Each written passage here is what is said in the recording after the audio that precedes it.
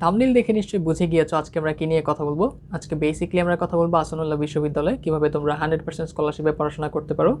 আমরা আলোচনা করব কি কি ডকুমেন্ট লাগবে তোমার, এটাতে অ্যাপ্লাই করতে কি কি রিকোয়ারমেন্টস, কিভাবে অ্যাপ্লিকেশনটা করতে পারো, প্রসেসটা কি। সো পুরো বিষয়টা আজকের ভিডিওতে ক্লিয়ার করার চেষ্টা করব। সো ধৈর্য ধরে পুরো ভিডিওটা দেখো, হোপফুলি তোমার কাজে লাগবে। সো প্রথমে যেটা নিয়ে কথা বলবো সেটা হচ্ছে তোমার স্কলারশিপটা পেলে তোমার আসলে ফ্যাসিলিটিটা কী। তুমি যদি স্কলারশিপটা পাও 100% স্কলারশিপ, তাহলে তোমার 4 বছরের যে টিউশন ফি অথবা আর্কিটেকচারের জন্য 5 বছর সেই টিউশন ফিটা দিতে হচ্ছে না।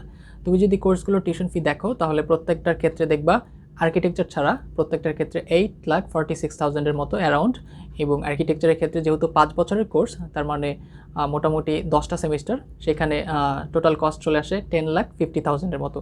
সো তুমি যদি 100% স্কলারশিপটা পাও তাহলে এই টিউশন ফিটা তোমাকে দিতে হবে না। সো ফ্যাসিলিটির জিনিসটা বুঝলাম, এবার আমরা একটু কথা বলবো রিকোয়ারমেন্টগুলো কী কী।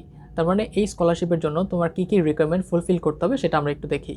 সো বেসিক্যালি এই স্কলারশিপটা দুইটা কোটার ক্ষেত্রে দেওয়া হয়, একটা হচ্ছে ফ্রিডম ফাইটার কোটা আর একটা হচ্ছে রুরাল এরিয়া কোটা। একটা হচ্ছে মুক্তিযোদ্ধা কোটা আর একটা হচ্ছে অনগ্রসর যেসব উপজেলা সেসব স্টুডেন্টদের জন্য এই কোটা।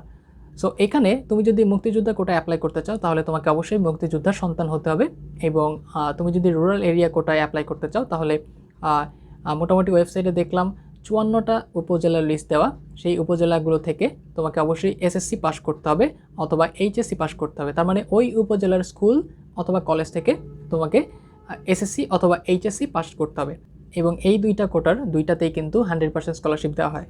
সো রিকোয়ারমেন্ট জিনিসটা বুঝলাম, এবার আমরা একটু দেখতে চাই কী কী ডকুমেন্ট লাগবে। কী কী ডকুমেন্ট লাগবে এটা আমি ইন ব্রিফ তোমাদেরকে বলি, এবং ডিটেলসের স্ক্রিনশটটা আমি অ্যাটাচ করে দিব, সেটা আমি ওয়েবসাইট থেকে কালেক্ট করেছি। বেসিক্যালি তুমি কোটার জন্য এলিজিবল কিনা সেটা তারা কীভাবে বুঝবে, অবশ্যই তোমাকে সঠিক একটা ডকুমেন্ট সাবমিট করতে হবে, রাইট? সো কী কী ডকুমেন্ট সাবমিট করতে হবে সেগুলো আমি বলে দিচ্ছি। এখানে ফ্রিডম ফাইটার যারা তাদের ক্ষেত্রে অনেক সময় মুক্তি বার্তার চূড়ান্ত তালিকায় লাল বইয়ের যে অন্তর্ভুক্ত লিস্টটা সেটা চাইতে পারে, এবং ভারতীয় তালিকার অন্তর্ভুক্ত আছে কিনা সেটাও চাইতে পারে। এছাড়া 3 নম্বরে দেখতে পাচ্ছি মাননীয় প্রধানমন্ত্রী কর্তৃক প্রতি স্বাক্ষরিত বাংলাদেশ মুক্তিযোদ্ধা সংসদ হতে সনদধারী মুক্তিযোদ্ধাগণ। সো এখানে মোটামুটি 5টা ডকুমেন্টের লিস্ট দেওয়া, স্ক্রিনশটটা আমি অ্যাটাচ করে দিব। এই ডকুমেন্টগুলো তোমাদেরকে অবশ্যই তোমরা যখন অনলাইনে অ্যাপ্লিকেশনটা সাবমিট করবে তখন কিন্তু এইগুলোর স্ক্যান কপি তোমাকে জমা দিতে হবে, এবং তুমি যখন ভার্সিটিতে গিয়ে ভর্তি হবা তখন কিন্তু এইগুলোর অরিজিনাল ডকুমেন্টস তোমাকে শো করতে হবে। এটা ছিল মুক্তিযোদ্ধা কোটার জন্য কী কী কাগজপত্র লাগবে। এবার আমরা একটু দেখতে চাই রুরাল এরিয়া কোটার জন্য কী কী কাগজপত্র লাগবে।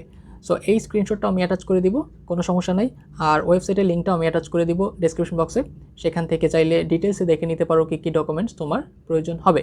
সো আমরা একটু রুরাল এরিয়া কোটার জন্য দেখতে চাই। রুরাল এরিয়া কোটার জন্য কী কী রিকোয়ারমেন্ট লাগবে সেটা তো আমরা একটু আগেই বললাম, সেটা হচ্ছে তাদের ওয়েবসাইটে যে 56টা উপজেলার লিস্ট দেওয়া, সেই 56টা উপজেলার মধ্যে যে কোনো একটা উপজেলার তুমি স্থায়ী বাসিন্দা হতে হবে তোমাকে, এবং এছাড়াও সেই উপজেলার যে কোনো স্কুল থেকে এসএসসি পাস করতে হবে অথবা কলেজ থেকে এইচএসসি পাস করতে হবে। সো 56টা উপজেলার যে লিস্ট সেটার লিঙ্ক আমি ডেসক্রিপশন বক্সে দিয়ে দিব, এবং আমি একটা স্ক্রিনশট অ্যাটাচ করে দিচ্ছি। সো হোপফুলি রিকোয়ারমেন্টগুলো তোমাদের সামনে ক্লিয়ার। এবার আমি একটু বলতে চাই এখানে আসলে কী কী ডকুমেন্ট তোমাদের জমা দিতে হবে অনলাইন অ্যাপ্লিকেশনের সময়। সো প্রথমে যেটা দেখতে পাচ্ছি এখানে স্ক্রিনশটে তোমরা দেখতে পাচ্ছ, তোমাকে অবশ্যই উপজেলার স্থানীয় বাসিন্দা হতে হবে, এবং এখানে যে যে ডকুমেন্ট লাগবে সেটা হচ্ছে রেসিডেন্সি সার্টিফিকেট লাগবে, এবং সেটা ইস্যুকৃত হতে হবে ইউনিয়ন কাউন্সিলের চেয়ারম্যানের মাধ্যমে, এবং অথেন্টিকেটেড বাই দ্য রেসপেক্টিভ উপজেলা নির্বাহী অফিসার, মানে ইউনো কর্তৃক অথেন্টিকেশন থাকতে হবে। তাহলে তুমি এই যে ডকুমেন্টটা তুমি সাবমিট করবা হচ্ছে অনলাইন অ্যাপ্লিকেশনের সময়। সো এই ডকুমেন্টটা তোমাকে আগে থেকে কালেক্ট করে রাখতে হবে, এবং অনলাইন অ্যাপ্লিকেশনের সময় এগুলোর স্ক্যান কপি কিন্তু তোমাকে জমা দিতে হবে। স্ক্রিনশটটা তুমি আরেকবার দেখো, এখানে লেখা ছিল দেখো, applicants must upload scanned copy residency certificates, এবং লাস্টে দেখো during submission of the online application. তার মানে অনলাইন অ্যাপ্লিকেশনের সময় এই ডকুমেন্টগুলোর স্ক্যান কপি তোমাকে জমা দিতে হবে। আর এফএফ কোটা যারা ফ্রিডম ফাইটার কোটার ক্ষেত্রে সেম প্রসেস, সেগুলোর ক্ষেত্রে কিন্তু ডকুমেন্ট আমরা যে স্ক্রিনশটটা দিলাম সেই ডকুমেন্টগুলোর স্ক্যান কপি অনলাইন অ্যাপ্লিকেশনের সময় সাবমিট করতে হবে। আর এই কোটার ক্ষেত্রে যেটা বললাম সেটা হচ্ছে 56টা উপজেলার লিস্ট আমরা অ্যাটাচ করে দিব ডেসক্রিপশন বক্সে, সেখান থেকে চাইলে দেখে নিতে পারো। আর এই 56টা উপজেলার লিস্টের বাইরে কিন্তু অন্য কোনো উপজেলা আসলে তারা গ্র্যান্ট করবেন না।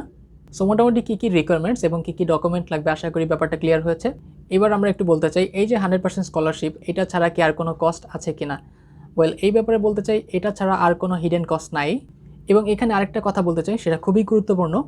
তোমরা যারা এই দুইটা কোটা অ্যাপ্লাই করবা তাদের ক্ষেত্রে প্রথমে যখন ভর্তি হবা ভর্তির সময় কিন্তু ভর্তির যে পেমেন্টটা সেটা অবশ্যই দিতে হবে এবং পেমেন্টটা মেবি 1,30,000-এর মতো অ্যারাউন্ড এই টাকাটা তোমাদেরকে জমা দিতে হবে এবং ভর্তি হওয়ার পরে যেই সেমিস্টারে তোমরা ভর্তি হবা সেই সেমিস্টারেই তোমাদেরকে এই টাকাটা ব্যাক করা হবে। সো ভর্তির সময় এই টাকাটা অবশ্যই পেমেন্ট করতে হবে যারা এই কোটাগুলোতে অ্যাপ্লাই করবা, এটা মাথায় রাখবা অবশ্যই। এবং ভর্তি হওয়ার পরে তোমার যদি 80% অ্যাটেন্ডেন্স না থাকে তাহলে কিন্তু ওই সেমিস্টারে তোমাকে পেমেন্ট করতে হবে। সো এই জিনিসটা মাথায় রাখবা। ব্যাপারটা আমি একটু ক্লিয়ার করি।